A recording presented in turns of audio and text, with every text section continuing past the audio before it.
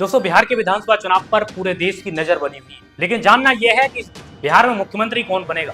क्या नीतीश कुमार 20 साल बाद फिर से सत्ता में आने वाले हैं, यानी कि अब तक 9 बार शपथ ले चुके हैं, लेकिन 10वीं बार फिर से शपथ लेने वाले हैं, या फिर तेजस्वी यादव सरकार बनाएंगे, तेजस्वी यादव मुख्यमंत्री बनेंगे। 2 बार वो मुख्यमंत्री बने लेकिन मुख्यमंत्री नहीं बन पाए। अब मुख्यमंत्री की बारी है, क्या वो मुख्यमंत्री बन पाएंगे, या फिर प्रशांत किशोर जिस प्रकार से पूरा जमखम लगाकर जो पूरी ताकत लगाने में लगे हुए हैं, क्या वो चुनाव को बिगाड़ेंगे, या फिर खुद कुछ सीटें जीत पाएंगे, या फिर वो मुख्यमंत्री का जो चेहरा बन रहे हैं जन स्वराज के, क्या वो मुख्यमंत्री बन पाएंगे, क्या लगता है, या फिर कोई और बीजेपी का मुख्यमंत्री बनेगा। बीजेपी नीतीश कुमार को साइड करने वाली है, क्या आपको पता है? नहीं बताया ना? वीडियो को एंड तक देखिए, और साथ ही इस वीडियो में आपको सच्चाई बताने वाला हूं कि कितनी क्या सच्चाई है और किस प्रकार से तेजस्वी यादव और साथ ही प्रशांत किशोर ताकत लगा रहे हैं, लेकिन नीतीश कुमार के नाम पर जो है पूरी लूट की जा रही है।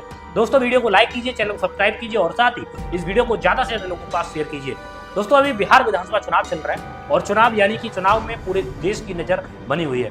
सबसे पहली बात यह है कि उन लोगों की नजर बनी हुई है जो बिहार से अदर स्टेट्स में जाते हैं काम करने के लिए, वहां जाके पैसा कमाते हैं, उसके बाद अपना पेट पालते हैं, अपने घर को पालते हैं, ठीक है।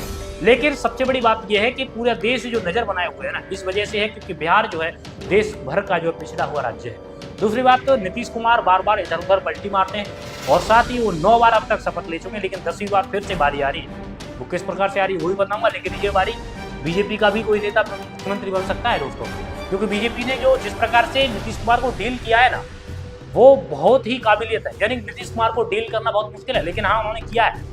तेजस्वी यादव से पहले तो अपनी तरफ ले जाना और लोकसभा चुनाव में अपना माहौल बनाने के लिए और ज्यादा से ज्यादा सीटें बिहार के अंदर जीतने के लिए नीतीश कुमार का फायदा उठाया गया। नीतीश कुमार के दम पर जो है बीजेपी ने ज्यादा से ज्यादा सीट लाने की कोशिश की। अगर सोचो कि नीतीश कुमार अगर इंडिया गठबंधन में होते तो आज इंडिया गठबंधन की सरकार होती। वो इसलिए होती क्योंकि नीतीश कुमार के सानिध्य में अगर लोकसभा का चुनाव लड़ा जाता तो उस टाइम पर इंडिया की सबसे ज्यादा सीटें बिहार के अंदर आती और बीजेपी नहीं दिखती थी। लेकिन बात क्या है ना कि नीतीश कुमार उधर चले गए, लेकिन अब नीतीश कुमार के नाम पर ही यानी नीतीश कुमार के सानिध्य में, नीतीश कुमार के चेहरे पर ही चुनाव लड़ा जा रहा है बिहार के अंदर। पहले तो नीतीश कुमार ज्यादा सीटों पर चुनाव लड़ते थे और बीजेपी कम सीटों पर लड़ती थी, लेकिन आज जो है नीतीश कुमार और बीजेपी दोनों बराबर सीटों पर चुनाव लड़ रहे हैं। इसका मतलब क्या है? 29 सीटों पर एलजेपी यानी चिराग पासवान लड़ रहे हैं, साथ ही हम की बात करें यानी वो 6 सीटों पर लड़ रहे हैं, एंड साथ ही और भी एक प्रत्याशी है जो कि वो भी 6 सीटों पर, एक पार्टी है वो भी 6 सीटों पर चुनाव लड़ रही है। लेकिन अगर बात करें महागठबंधन की, तो महागठबंधन अब तक टूटा बिखरा सा है। उनका कुछ नहीं पता है कि कहाँ से कितना चुनाव लड़ रहा है, क्या है, किनकी कितनी सीटें, अब तक कुछ भी डिसाइड है। लेकिन कांग्रेस ने अपनी सीटें को कह दिया भाई 61 सीटों का हम चुनाव लड़ेंगे, लेकिन 28 सीटें ऐसी हैं जहाँ पर आमने सामने उनकी टक्कर है, आमने सामने चुनाव लड़ेंगे। और यहाँ तक कि इतनी तक बात आ गई कि कांग्रेस के जो प्रदेश अध्यक्ष हैं उनके सामने भी आरजेडी ने अपना प्रत्याशी खड़ा कर दिया है। तो किस बात का गठबंधन?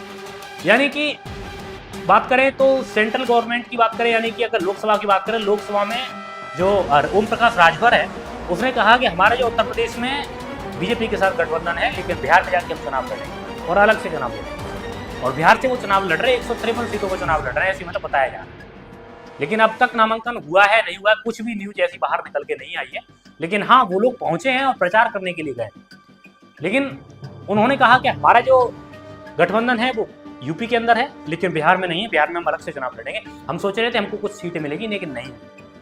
ऐसे ही अगर बात करें कांग्रेस की, तो कांग्रेस का क्या है, कांग्रेस का तो अलग ही देखने को मिल रहा है। यानी कांग्रेस और साथ ही आरजेडी दोनों का जो है कुछ सीटों पर गठबंधन है, कुछ सीटों पर गठबंधन नहीं है, कुछ सीटों पर आमने सामने है। ऐसे ही अगर बात करें तो गठबंधन जो है टूटता हुआ नजर आ रहा है। और जिस प्रकार से जो है तेजस्वी की जो पकड़ है, अगर तेजस्वी के दम पर चुनाव लड़ा जाता है, तेजस्वी अगर अकेले में ताकत है और लोग अगर समझते हैं, अगर लोग एंटी इनकम्बेंसी को समझते हैं, नीतीश कुमार को वोट नहीं देना चाहते हैं, बीजेपी को वोट नहीं देना चाहते हैं, तेजस्वी को दे दें तो सरकार बना सकते हैं। लेकिन इतना भी आसान नहीं हो। वहीं अगर बात करें बीजेपी की, तो बीजेपी में कुछ इस प्रकार का है कि तेजस्वी यादव को छोड़कर यानी कि नीतीश कुमार के नाम पर ही चुनाव लड़ाया जा रहा है। और जब वो अमित शाह से पूछा गया कि आप किसको मुख्यमंत्री बनाओगे, क्या नीतीश कुमार को मुख्यमंत्री चेहरा मानते हो, तो अमित शाह ने कहा कि मैं कौन होता हूँ मुख्यमंत्री बनाने वाला, जनता चुनेगी, जनता बनाएगी। उनके बिहार विधायक दल के जो नेता होंगे वो अपने को चुनेंगे, विधायक दल के लोग चुनेंगे। लेकिन क्या देखने को मिला, उन्होंने कहा कि हम जो नीतीश कुमार के सानिध्य में चुनाव लड़ रहे हैं, यानी नीतीश कुमार के साथ हम चुनाव लड़ रहे हैं। अब आगे कौन डिसाइड करेगा कौन मुख्यमंत्री बनेगा कौन नहीं बनेगा, वो खुद विधायक चुनाव जो है करेंगे उस चीज का, और साथ ही वो अपना नेता चुनेंगे। इस प्रकार से। लेकिन मुख्यमंत्री कौन बन सकता है? नीतीश कुमार के लिए भी इतना आसान नहीं है, तेजस्वी यादव के लिए भी इतना आसान नहीं है। चिराग पासवान के लिए भी इतना आसान नहीं है। अगर बात करें प्रशांत किशोर की तो आप छोड़ ही दो, क्योंकि प्रशांत किशोर अभी मुख्यमंत्री बनने लायक नहीं है। वो क्यों नहीं है? क्योंकि प्रशांत किशोर अभी नई नई पॉलिटिकल पार्टी है, खुद कहते हैं, बीजेपी के लोग इनसे कहते हैं कि ये बिजनेसमैन है।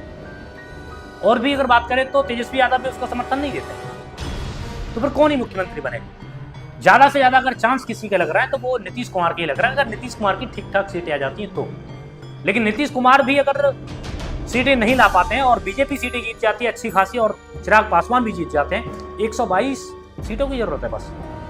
122 सीटें अगर ये आपस में ही बना लेते हैं, देखो 6 सीटें हम की हैं, ठीक है, 6 सीटें उपेंद्र की हैं, एंड साथ ही 29 सीटें चिराग पासवान की हैं, 6 और 6 12, और 29 के बाद में फिर कितनी हुई?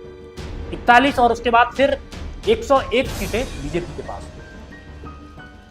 यानी कि अगर ये बात करें तो 45 सीट के समथिंग 142 सीटें हैं। 142 में से अगर 100 सीट भी अगर ये जीत जाते हैं सारे लोग, यानी कि नीतीश कुमार को अलग करके 100 सीटें अगर ये जीत जाते हैं, तो 100 के बाद में इनको 22 सीटों की जरूरत पड़ेगी, और 22 सीटें ये कहीं से जीत सकते हैं। या तो नीतीश कुमार की पार्टी को तोड़ सकते हैं, और बिल्कुल माहिर है वो, उन्होंने तोड़ी, अब तक का इनका रिकॉर्ड रहा है।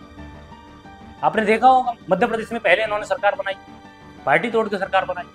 वही अगर बात करें आसाम में सरकार बनाई, पार्टी तोड़ के सरकार बनाई, कांग्रेस को तोड़ा हर जगह। आज भी अगर बात करें, अगर बीजेपी 100 सीटें भी अगर जीत जाती है चिराग पासवान के साथ मिलकर, तब भी ये अपने ही नेता को मुख्यमंत्री बनाएंगे और ये नीतीश कुमार को बिल्कुल साइड कर देंगे। और इसको 22 जो विधायक कहीं से भी लाने पड़ेंगे, वो चाहे आरजेडी से खरीदे या फिर वो जेडीयू से खरीदे, कहीं से भी खरीद सकते हैं, और ये खरीद लें। इनके पास बहुत ताकत, अभी इस टाइम पर इनके पास पैसा भी बहुत है, क्योंकि बाद में जो फोन आते हैं और डायरेक्ट पैसे से खरीदे जाते हैं। आपने देखा होगा कि इंडिया गठबंधन कितना भी मजबूत रहा हो, वाइस प्रेसिडेंट का चुनाव हुआ तो वाइस प्रेसिडेंट के चुनाव में आपको देखने को मिला कि जिस प्रकार से क्रॉस वोटिंग हुई, यानी कि इंडिया गठबंधन की तरफ से क्रॉस वोटिंग हुई, इतने तो सांसद बीजेपी के थे ही नहीं, यानी एनडीए के थे ही नहीं, आए कहां से इतने वोट? यहां तक कि इंडिया गठबंधन के जितने भी सांसद थे उसमें से कई सारे सांसद ऐसे थे जिन्होंने जाके बीजेपी के पक्ष में वोट किया। तो बात वही है कि अगर जो आरजेडी चुनाव लड़ा रही है या फिर नीतीश कुमार जिसको भी चुनाव लड़ा रहा है, लेकिन आने वाले दिन कभी भी अपना पाला बदल सकता है। इसी प्रकार से नहीं कह सकते कौन मुख्यमंत्री बनेगा, लेकिन अगर बात करें तो नीतीश कुमार और एनडीए की सरकार बनने के चांस ज्यादा है। अब वो क्यों ज्यादा है आप लोग भी बताना कमेंट बॉक्स में, वीडियो को लाइक, चैनल सब्सक्राइब करना, और सबसे बड़ी कमी है महागठबंधन का टूटना। तो चलिए इस वीडियो को ज्यादा से ज्यादा शेयर करना। चलिए मिलते हैं आप सभी से नेक्स्ट वीडियो के साथ, तब तक के लिए जय हिंद, जय भारत, वंदे मातरम।